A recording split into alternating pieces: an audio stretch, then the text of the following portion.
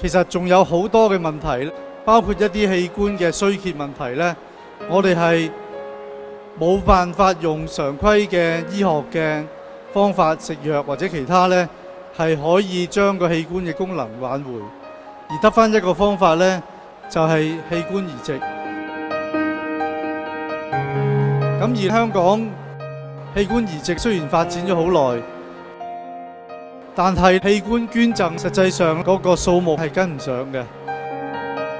我知道就係好多市民係對於呢個器官捐贈嘅認知係唔足夠，器官捐贈嗰個比率實在都仲係太低。推動器官捐贈絕對唔係一件易事，係我哋要不停咁持續咁教育，係俾市民明白成個真體。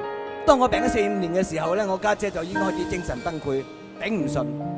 咁啊，扶輪社都希望咧，藉住呢張八達通卡咧，將器官捐贈嘅意願清楚話俾佢家人同埋朋友知道，以便喺關鍵嘅時刻咧，能夠協助器官捐贈者幫助有需要嘅人士重獲新生。而我哋呢係絕對可以賜俾其他嘅人呢一個再生嘅生命。我一陣間就會去嗰度填張 form 加入呢一個器官捐贈。大家好，我係李克勤啊，我支持器官捐贈。大家好，我係曾志偉，我支持器官捐贈。各位朋友，大家好啊！我係黃日華，我係非常支持器官捐贈。我支持器官捐贈。大家好啊！我係苗僑偉，請大家支持器官捐贈。你哋好，我係關楚耀，器官捐贈，延年新生。